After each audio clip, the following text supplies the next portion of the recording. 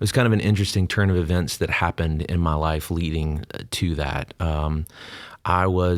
We were doing just about every week or every other week in a bar or a nightclub or some kind of, music venue or something. And I was playing a lot. And I remember starting to get really underwhelmed with all of it, and just thinking, man, is this it? Is this all it is? Like staying out till 2:00 in the morning and people falling on themselves and just like, it's just, I don't know. I just started to lose kind of, the excitement for it, Yeah. And around the same time, I was seeing a girl. It always comes down to a girl, right? I was seeing a girl, and I had met her in Spanish class, and I tried to impress her with my mad Spanish skills. And they weren't good. They're still not good.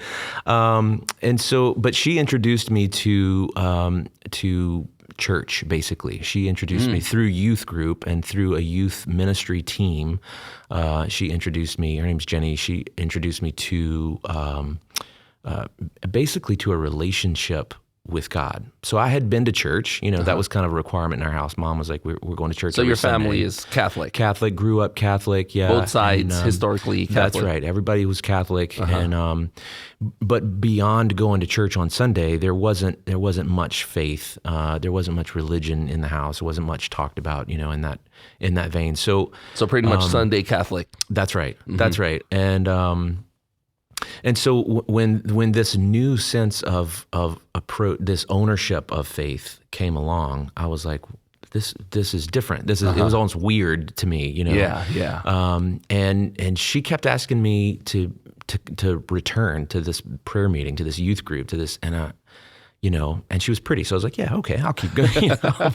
But in the end, I was drawn by, well, it's the Holy Spirit now, but looking back on that, I can see that now. But back then, I didn't really understand what was going. But the whole, the community of it, the people of God, like welcoming me into this community, all of that. Sadly, a few, probably, I guess maybe a year into that relationship, maybe a little less. She and I went on to be really good friends, and then at some point she was actually coming back from a retreat that she was working, and a drunk driver hit the car that she was in, and so she was killed, and oh wow, it was a devastating thing. It was very traumatic for our entire community. It was just small town Louisiana, Alexandria, Louisiana, and so the whole community was just kind of blown away, traumatized by that event. And so for me, there was a light bulb moment for me. I can remember specifically at the wake, walking into the room, and that was the moment for me. It was like, okay, the Lord is asking me to make a decision here, to make a choice. And the realization that she lived her life in such a way that brought others, me being one of those people, brought others to Jesus. Through relationship, through hospitality, through loving, the people around her.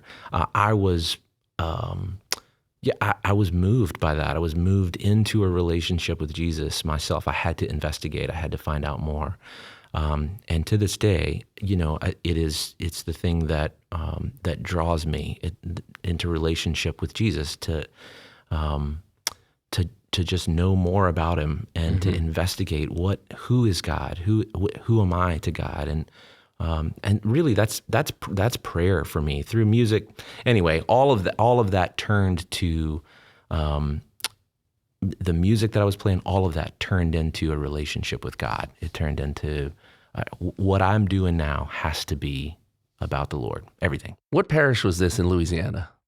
Well, now, are you talking about the civil parish, or are you talking about the church parish? Because we have, it's Rapides Parish, but it's also, it was actually St. Joseph's in Marksville, Louisiana, in Avoyles Parish.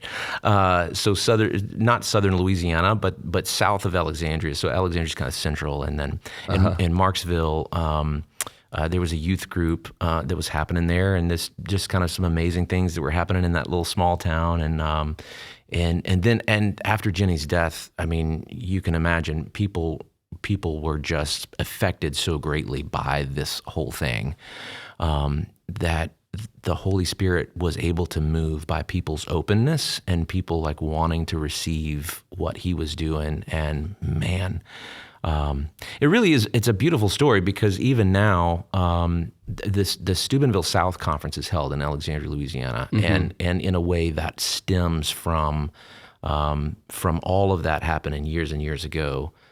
Just because Bishop Sam Jacobs was there, he was kind of instrumental in all of just pastoring his people during that time. It was difficult.